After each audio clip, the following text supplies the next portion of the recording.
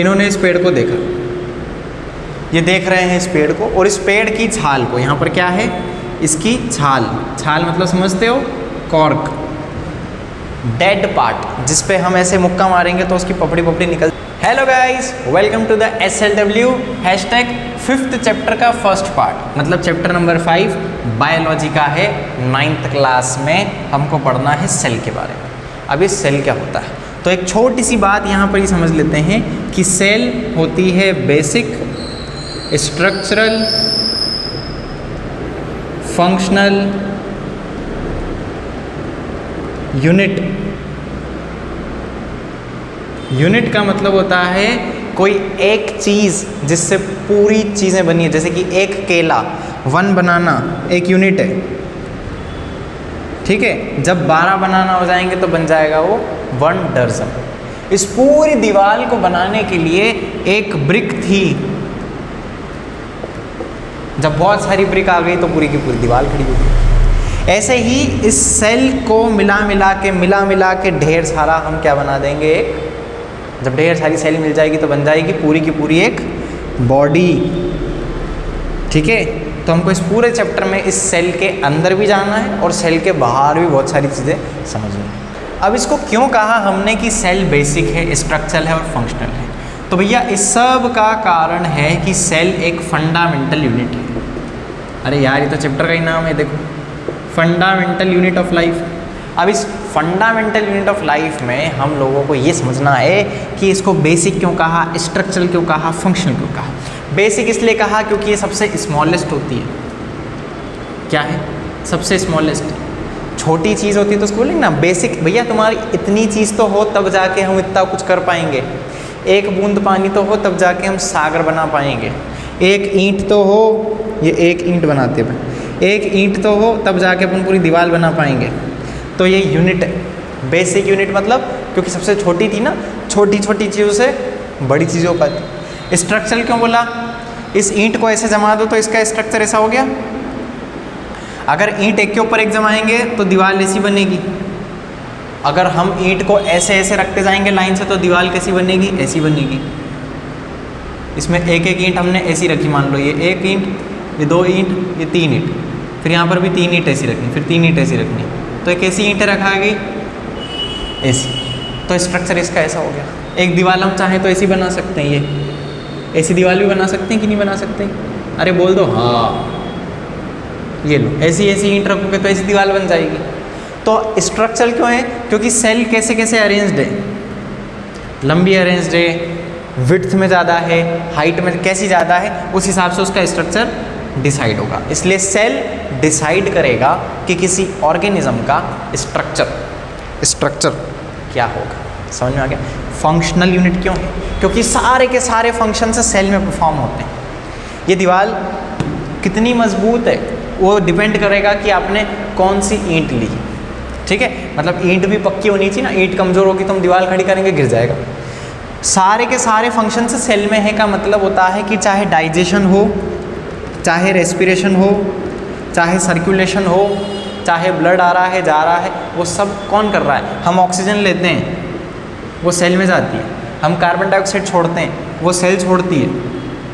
जब ढेर सारी सेल्स पूरी बॉडी की कार्बन डाइऑक्साइड छोड़ेगी तो हम नाक के द्वारा उसको बाहर निकालेंगे। मतलब छोड़ी किसके द्वारा गई थी? सेल। तो रेस्पिरेशन भी किस में हुआ?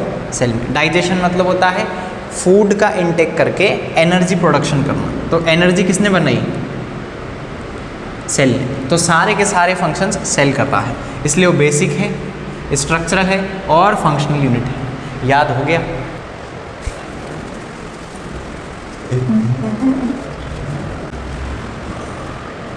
बात करते हैं, एक समय था 1665 का। एक साइंटिस्ट हुआ करते थे,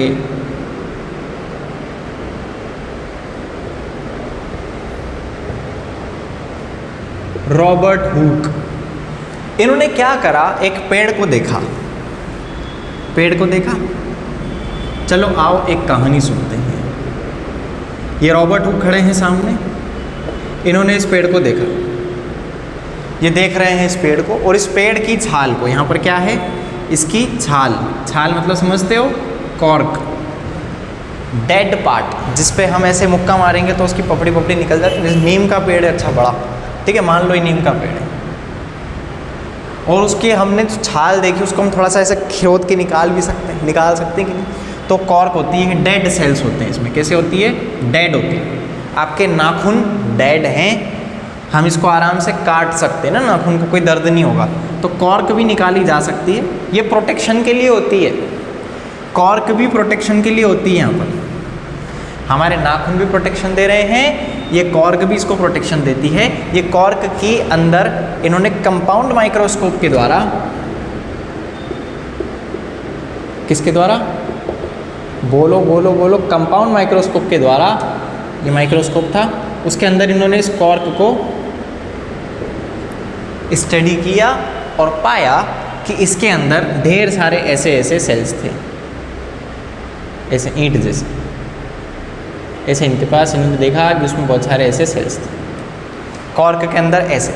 इन्होंने कहा, इसको बोला बिल्डिंग ब्लॉक है ये, एक बिल्डिंग का ब्लॉक, ब्लॉक मतलब ब्रिक, एक ब्रिक से दूसरी ब्रिक से तीसरी ब्रिक से ऐसे जुड़ जुड़ के दीवार बनती है इस एक छोटे ब्लॉक से।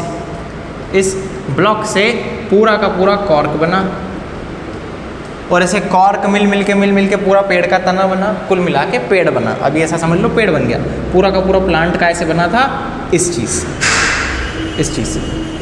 ये क्या है? उन्होंने कहा ये तो जेल जैसा है। जेल कैसा होता भैया? कैद हो जाए कोई चीज़ उसमें, तो ये जेल है। क्या है? जेल। और जेल को क्या बोलते हैं? सेल। जी हाँ, उसकी स्पेलिंग भी यही हो। किसी को बोले किसी ने क्राइम बहुत कर दिया तो उसको सेल में डाल दिया गया, जेल में डाल दिया गया, तो सेल मतलब जेल होता है। तो उन्होंने इसका नाम क्या दिया? Robert Hooke have given the name cell to the building blocks. ये जो कॉर्क की स्टडी इन्होंने माइक्रोस्कोप के द्वारा करी, यहाँ पर है ना, ये माइक्रोस्कोप होता है यहाँ पर, ऐसे इसमें प्लेट होती है, और जब स्टडी करते हैं उसमें तो ये माइक्रोस्कोप क्या करता है? माइक्रो मतलब छोटी छोटी चीज़ों को दिखाता है, तो उसने बिल्डिंग ब्लॉक्स को दिखाया। अभी तक आप लोगों ने क्या लिखा? अपनी कॉपी खोल लीजिए और लिख लीजिए, Robert Hooke has discovered cell in 1665। ऐसे लिखना शुरू करो। 16 ऐसे बनाओ पहले अच्छे से बोर्ड, अभी मत बनाओ। फर्स्ट लाइन में आप लिखो यहाँ पर ईयर, ठीक है, ईयर के नीचे हम ईयर लिखते जाएंगे। यहाँ लिखेंगे हम साइंटिस्ट के नेम, कौन से साइंटिस्ट और उन्होंने क्या डिस्कवरी करी, ठीक है। तो ईयर 1665 में रॉबर्ट हुक साइंटिस्ट ने क्या डिस्कवरी करी? डेड सेल्स की। अब उसके बाद आए 1674 में ल्यूवेन, अब भैया इसकी स्पेलिंग थोड़ी सी देख लेना, ल्यूवेन, ठीक है, ऐसे याद रखो इसको, ल्यू योवेन होएक, ली यो एन होजा एक, हो एक, ठीक है, लिवेन होक ने 74 में क्या करा? इन्होंने डेड सेल करी थी, इन्होंने पॉन्ड वाटर में लिविंग सेल्स की डिस्कवरी करी। इन्होंने काय में करी थी? कॉर्क में। इन्होंने काय में करी? पॉन्ड वाटर में, ठीक है। इसको आप चाहो आगे जगह हो तो ब्रैकेट में लिख सकते हो, ज़रूरत नहीं है ज़्यादा कोई खास, बस हमको डिस्कवरी और इनका ईयर थोड़ा सा याद रखना है, किस साइंटिस्ट ने कहाँ पर क्या क्या किया। इसके बाद 1831 में रॉबर्ट ब्राउन ने किसकी डिस्कवरी करी थी? न्यूक्लियस की। न्यूक्लियस क्या होता है सेल का, अभी हम ये सब पढ़ने वाले हैं चैप्टर के अंदर। अभी चैप्टर का बस ये ओवरव्यू है, क्या होता है न्यूक्लियस हम बाद में समझेंगे। जैसे आप लोग बस इतना समझ लो भी कि सेल है, ये सेल है, इसके अंदर होता है छोटा सा ऐसा न्यूक्लियस, इसको क्या बोलते हैं? न्यूक्लियस, न्यूक्लियस, ठीक है। सेल के अंदर न्यूक्लियस होता है और इसके अंदर ढेर सारा होता है साइटोप्लाज्म, ऐसे बिखरा पड़ा रहता है, ठीक है। अभी हम पहले यहाँ पर लिख लेते हैं 1838 भी है, 39 भी है, और इधर 1839 आता है, और अभी देखते हैं अपना आगे का। ये 38 39 लिखा है, इसको ऐसे श्लेडन एंड श्वान ने क्या करा था? सेल थ्योरी दी थी, सेल थ्योरी, सेल के बारे में बताया था। अब ये देखते हैं अपन सेल थ्योरी क्या होती है। अब सेल थ्योरी क्या होती है, तो सेल थ्योरी में क्या बताया था, श्लेडन एंड श्वान ने ये बताया कि भैया सेल्स बनती कहाँ से, आती कहाँ से, सेल के अंदर क्या क्या होता है।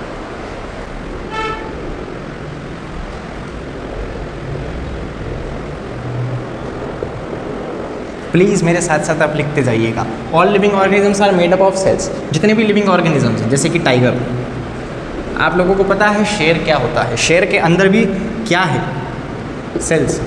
आप लोगों को पता है हैन क्या है, हैन मतलब मुर्गी, उसके अंदर भी क्या होती है, सेल्स। आप लोगों ने अमीबा का नाम सुना है कभी अपनी ज़िंदगी में, अमोईबा, अमोईबा, अमीबा एक माइक्रो ऑर्गेनिज्म है, छोटा सा होता है, ये प्रोटोजोआ होता है और इसके अंदर एक ही सेल, ये पूरी अपने आप में एक सेल है। तो देखो एक छोटी से छोटी भी लिविंग चीज़, ये सब लिविंग है, क्या है, लिविंग। तो यही कहा कि हर लिविंग चीज़ सेल से बनी होती है। दूसरी बात, cell is basic unit of life. Cell basic unit है, मतलब सबसे पहले सेल चाहिए, उसके बाद सेल्स होगी, सेल्स के बाद टिश्यू, टिश्यू से बनते हैं ऑर्गन्स, ऑर्गन से बनते हैं ऑर्गन सिस्टम्स, जैसे कि हार्ट। अब हार्ट और लंग्स दोनों मिला के एक सर्कुलेशन देता है, सर्कुलेटरी सिस्टम बन गया, तो उसको बोलेंगे ऑर्गन सिस्टम। उसके बाद पूरा का पूरा एक इंसान तैयार हुआ। जैसे कि यहाँ पर क्या है, ब्रेन, ब्रेन के साथ नर्व सेल्स होती है अंदर ढेर सारी, तो वो सब मिलके क्या, स्पाइनल कॉर्ड, वो सब मिलके क्या बनाता है, नर्वस सिस्टम, ठीक है ना। तो ऐसे नर्वस सिस्टम होता है, सर्कुलेटरी सिस्टम होता है, डाइजेस्टिव सिस्टम होता है, एक्सक्रीशन सिस्टम होता है ना, जिसके द्वारा हमारा वेस्ट बाहर निकलता है बॉडी। तो ये सारे सिस्टम है, तो ये ऑर्गन सिस्टम। जब ये सब मिल जाते हैं एक साथ, ऐसे बहुत सारे, जब सब मिल जाएंगे तो then we will create a organism. तो यहाँ पे क्या लिखा, एवरी लिविंग ऑर्गेनिज्म सेल से बनता है और ये बेसिक यूनिट है। अगर सेल नहीं होगा तो ये सब नहीं होंगे, तो ऑर्गेनिज्म भी नहीं होगा, ठीक है। थर्ड पॉइंट लिख करते हैं, चलो साथ में लिखते हैं। हाँ, क्या है थर्ड पॉइंट हमारा, all cells comes from pre existing cell. अब आप पूछोगे सेल बनाता कौन है, तो ये लिख दिया उन लोगों ने कि सब सेल, पहले कोई सेल होगी प्री एक्सिस्टिंग, पहले कभी कोई रेत का दाना होगा, उससे नया रेत का दाना आएगा। नहीं नहीं नहीं नहीं नहीं, रेत का दाना तो नॉन लिविंग है, लेकिन जो सेल होती है उसको बनाया जाता है किसी पुरानी सेल के द्वारा। ये सेल ने ये सेल बनाई, एक ह्यूमन से दूसरा ह्यूमन आता है, एक टाइगर से दूसरा टाइगर आएगा। अगर टाइगर ही सारे ख़त्म कर दिए जाए दुनिया में, तो अब कोई टाइगर नहीं बना सकता। टाइगर से टाइगर आया, मुर्गी से मुर्गी आएगी, पहले अंडा आएगा फिर मुर्गी आएगी। सेल से सेल आएगा, ये वाली सेल कहाँ से आई, पुरानी किसी सेल से, ये वाली सेल कहाँ से आई, पुरानी किसी सेल से, ये वाली सेल कहाँ से आई, पुरानी किसी सेल से। अभी तो क्वेश्चनिंग हो गई भैया कि सबसे पहली सेल भी किसी सेल से आई होगी, तो सबसे पहली सेल तो हुई नहीं मतलब इस दुनिया में कभी। तो एक छोटा सा फैक्ट आप लोगों ने सुना होगा, हर धर्म में, मैं किसी पर्टिकुलर, हर धर्म में ये बात है कि ये पूरी साइकिल है और ये साइकिल कंटिन्यूसली रोटेट होती है, फिरती रहती है। कि पहले हेवन था, पैराडाइज था, सत्युग था, स्वर्ग था, बहिष्ठ था, जन्नत था। अलग अलग भाषाएं हैं सब धर्मों की, लेकिन सब ने कहा है कि पहले कभी एक समय था जब यहाँ पर पैराडाइज था, स्वर्ग लिख रहा हूँ मैं भी ना, स्वर्ग था। उसके बाद अब धीरे धीरे यहाँ पर क्या हो गया, नर्क बन गया, और नर्क से फिर वापस क्या आ जाएगा, स्वर्ग। तो साइकिल तो कभी ख़त्म ही नहीं हो रही। मतलब इस सेल से ये वाली सेल आई, और इस सेल से ये वाली सेल आई, इस वाली सेल से ये आएगी, और ये वाली सेल वापस से उसी सेल को पैदा करेगी जो उसका एंसेस्टर था। मतलब इस सेल से ये आएगा। समझ आ गया? श्लेडन एंड श्वान, ठीक है। इसके बाद 1839 में पुरकिंजे क्या बात है, पुरकिंजे ने, पी से याद रखना, पी फॉर प्रोटोप्लाज्म, प्रोटोप्लाज्म की बात करें। अब प्रोटोप्लाज्म क्या होता है, सेल के अंदर होता है छोटा सा प्यारा सा नन्हा सा प्यारा सा न्यूक्लियस। इस न्यूक्लियस के अंदर भी होता है न्यूक्लियोप्लाज्म। क्या होता है, न्यूक्लियोप्लाज्म। और सेल मेम्ब्रेन, ये जो सेल मेम्ब्रेन है, ये मेम्ब्रेन होती है सेल की बाउंड्री, जो बॉल है ना प्लास्टिक की, वो बॉल जिसको हम टच कर पा रहे हैं, उस बॉल के अंदर भरा है यहाँ पे जेली लाइक लिक्विड। क्या भरा है, jelly like liquid, jelly substance है, वो क्या होता है? साइटोप्लाज्म। तो न्यूक्लियोप्लाज्म प्लस साइटोप्लाज्म ये दोनों को मिलके क्या बोलते हैं? प्रोटोप्लाज्म।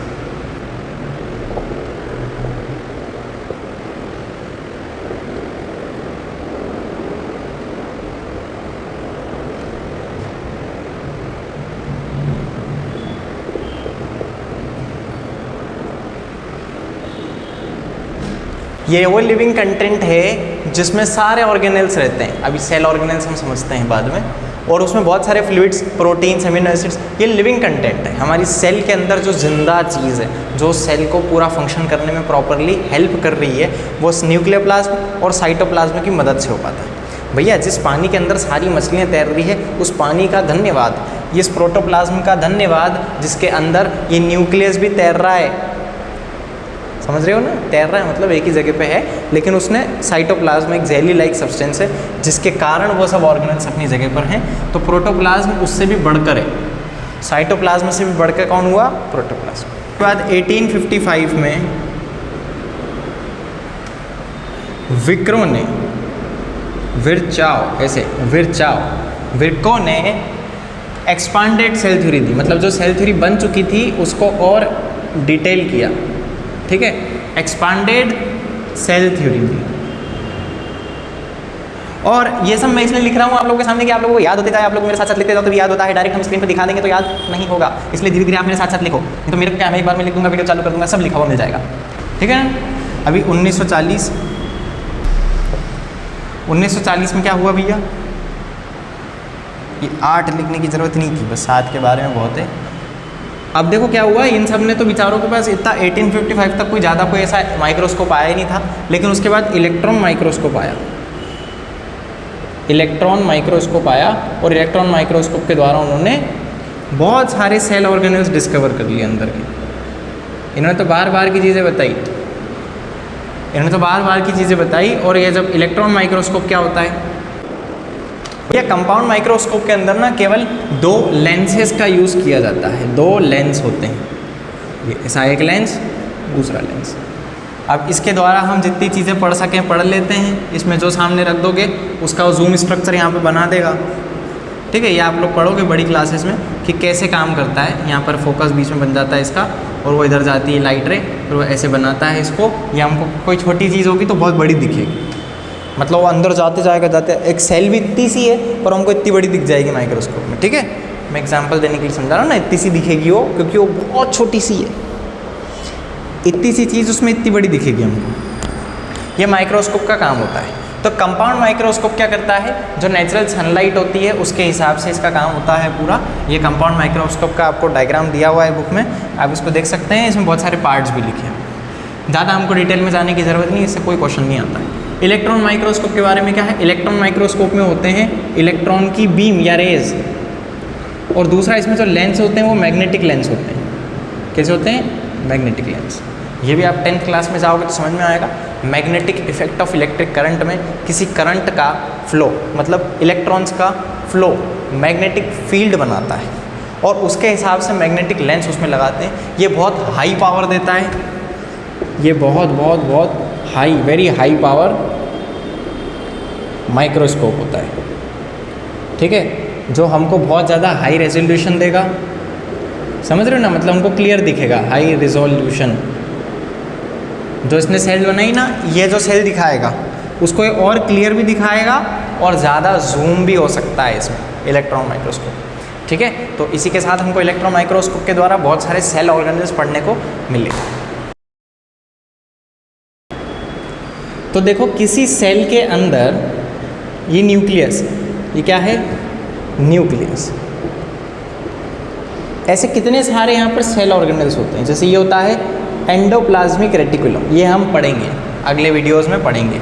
यहाँ पर एक होता है माइटोकॉन्ड्रिया, ठीक है, एक होता है राइबोसोम, एक होता है लाइसोसोम, एक होता है वैक्यूल।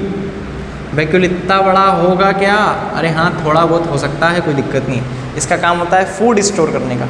माइटोकॉन्ड्रिया एनर्जी बनाता है, ईआर ट्रांसपोर्टेशन में हेल्प करता है, पैकेजिंग करता है, मॉडिफिकेशन करता है।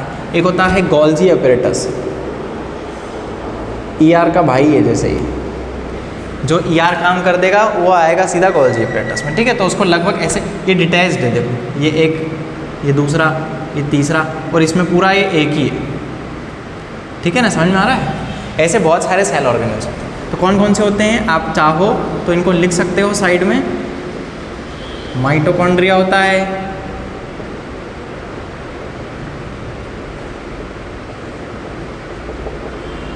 ER, और ये होता है गोल्जी एपैरेटस, ऐसे लिख लो इसको, गोल्जी बॉडी या गोल्जी एपैरेटस। लाइसोसोम होता है, राइबोसोम्स होते हैं, और लास्ट में अगर हम चाहें तो न्यूक्लियस भी लिख सकते हैं। हालांकि न्यूक्लियस हर किसी में होता है, ये सारी चीज़ें हर किसी में हो ऐसा ज़रूरी नहीं है, ठीक है। ये बहुत हायर बॉडी जो होती है ना, जिनकी, जैसे टाइगर भी अच्छा है, एकदम दमदार है, इंसान भी अच्छे हैं, दमदार है, मच्छर भी दमदार है, अमीबा बहुत बढ़िया है, यूनिसेलुलर है, लेकिन उसमें भी सारी चीज़ें होनी चाहिए, होती होगी।